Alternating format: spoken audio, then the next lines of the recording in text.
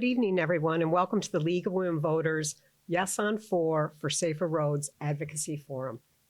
My name is Kate Boland. I'm the League's chair. Our Hingham League is 91 years old and comprised of members from Hingham, Hull, Cohasset, and Scituate. We are fortunate to have all genders, political perspectives, and ages from high school through 50-year-plus members in our league. Our league is a three-tier organization.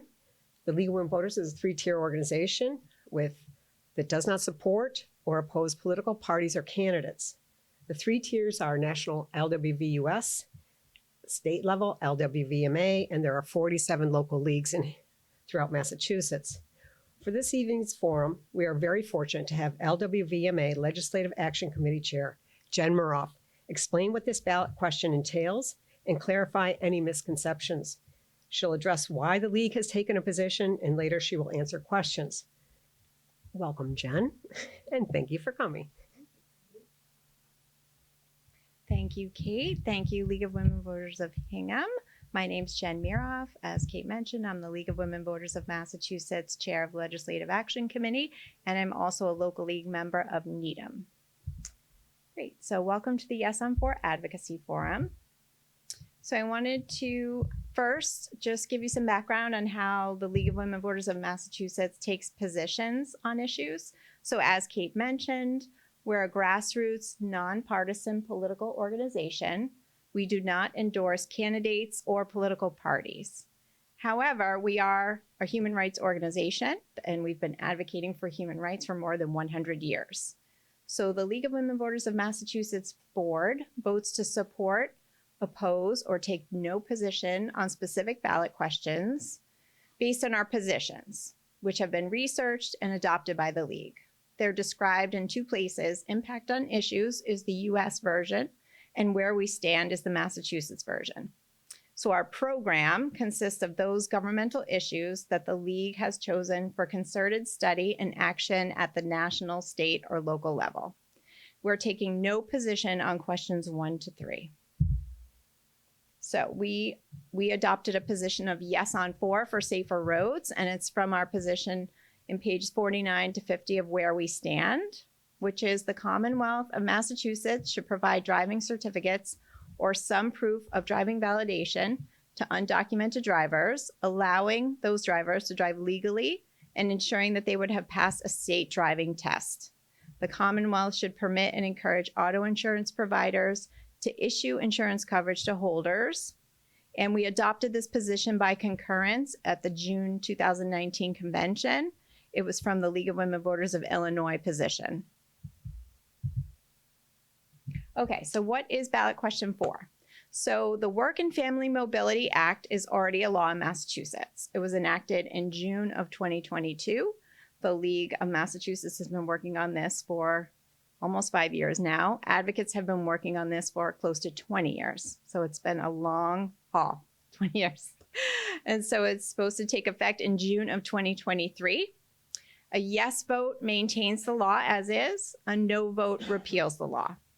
And we have 2 weeks to Election Day. I don't know if people have checked out their specimen ballots yet. I voted early yesterday. But all the ballot questions are on the second side of the ballot. So our candidates are on the front, and the ballot questions were on the second side. So we just want to make sure everyone's aware. Ballot question 4 is not in the red book. It's not in the Secretary of State's book, but you can find the complete text. We'll give you the link. It's been in our action alerts from the State League, and we could also give you the link to read it. So, Work and Family Mobility Act, or Yes on 4 for Safer Roads, allows immigrants without status to obtain a standard Massachusetts driver's license with proof of the following. They have to prove their identity, their date of birth, their Massachusetts residency, pass the Massachusetts driver's test, and then they'll register their vehicle and be insured. So that's what Yes on 4 for Safer Roads is. So supporters of the campaign, supported by 60 law enforcement officials statewide, Lawrence to Northampton, you name it, statewide law enforcement officials, district attorneys, sheriffs, the Massachusetts Major Cities Chiefs of Police Association, and a large number of individual cities and towns chiefs. It's a really gigantic coalition, more than 270 organizations in business. So, for example, Arbella Insurance, Eastern Bank, we have faith organizations, labor, community organizations, and public officials. So Massachusetts became the 17th state to enact this law. Rhode Island's going to be number 18 to implement. They have the same implementation date in June. So what are the benefits? Everyone is safer on the roads when all drivers are tested, licensed, and insured. Everyone has to pass the same driver's test. Do the eye test, take the test, everything we remember from our own driver's test. Everyone's passing the same test. So we're all tested, licensed, and insured. So those without status will be legally able to make essential trips. Everyone's got to get to work. Everyone has to get to medical appointments, take your kids to school, grocery shop, especially during the pandemic. And we know Massachusetts is, especially during the pandemic, everyone was relying on their cars, right? So there's projected revenue of about $5 million in taxes and $6 million from fees, inspections, and other services, because up to 85,000 people will be applying for their licenses. And we know from data from California and Connecticut that hit and run accidents decreased in the states that implemented this law, because no one's going to want to take off there. They have their license and insurance and everything. And it reduces the number of uninsured drivers as well. And it was massive reductions in both Utah and New Mexico. So we've heard from opposition, so the No on 4 folks, that there'll be voter fraud. There'll be voter fraud. Well, in Massachusetts, the Secretary of State, William Galvin, has debunked all of those myths. There is no possible avenue for voter fraud in Massachusetts because we already process licenses for people under 18, 16 and 17-year-olds, those with green cards, those with TPS status. There are no significant problems reported. So the automatic voter registration system at the registry is set up to block people who are not allowed to vote. And other states with similar driver's license laws and motor voter systems haven't reported any voter fraud issues. So that is a very quick recap of the law. It's pretty quick. But again, 14 days to go. You can get more information at saferroadsma.com. You can receive updates. And if you follow them on social media, you can amplify their message. So I'm happy to take questions now, if anyone has any questions. Could you just remind me why it's not in the red book? Right, that's a great question. So the signature collection was completed after the red book was published. So the red book was published, and then the signatures, the No on 4 signatures, were validated. So it was just a timing issue. The Secretary of State's office had already printed it. Kate. Is there any resistance from people that are not documented to getting this? Have they found that? That's an excellent question. And they felt that the risks, oh, sure. Your question is, are those that are currently undocumented worried about any risks? Mm-hmm. Is that your question? Okay.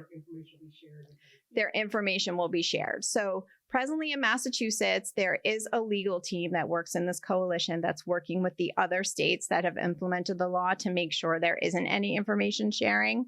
And so they're hard at work now. And that's why the implementation date was going to be in June of 2023 to make sure everything was covered.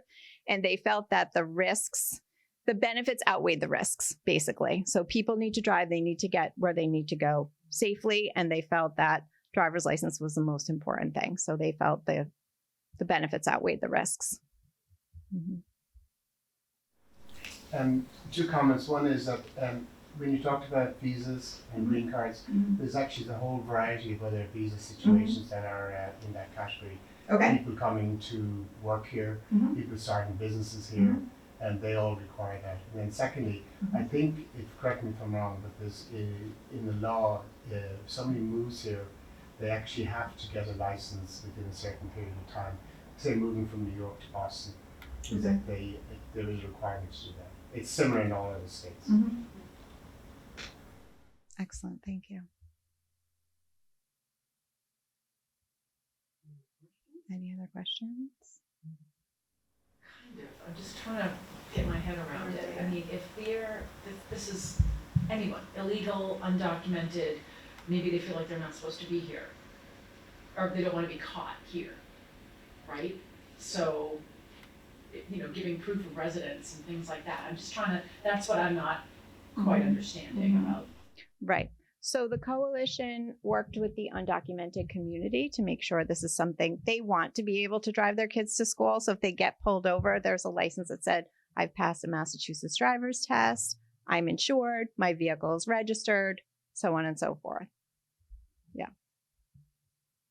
And there's a lot, mixed status families. I can certainly share data with you on how many there are in Massachusetts. There are about 215,000 undocumented people in Massachusetts. Those were the essential workers during the pandemic. Those are the farm workers picking our produce that we make at night in Western Mass. They also need to get to work too. Yeah.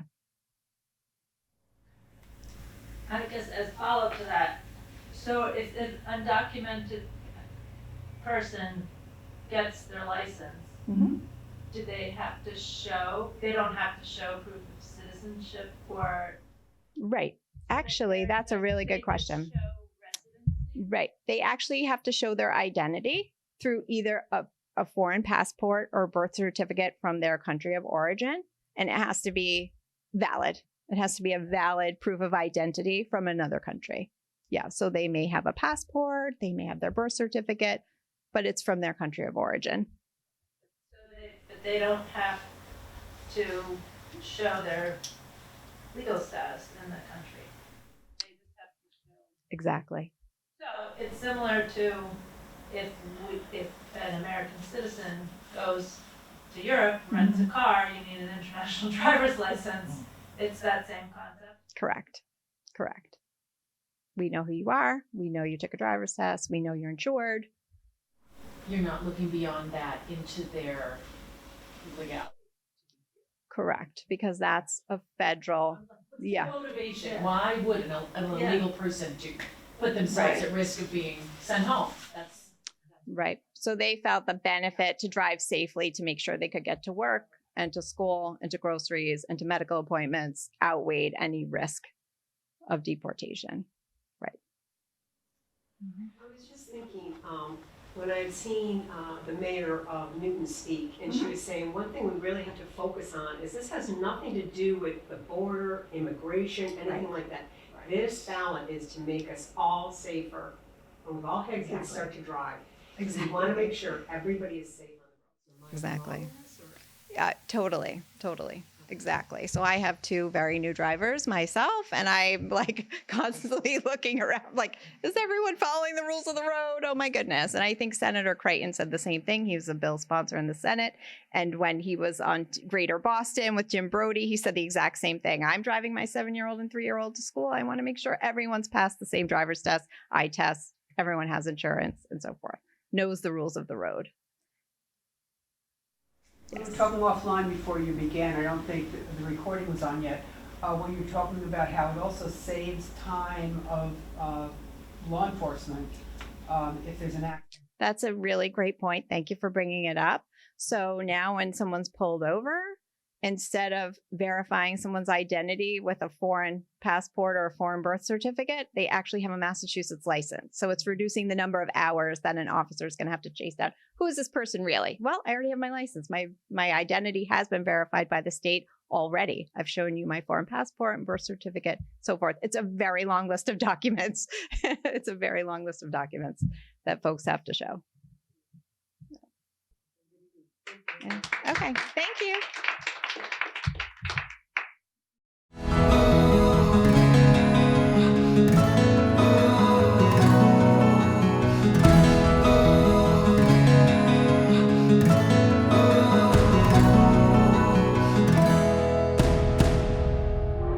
Bye.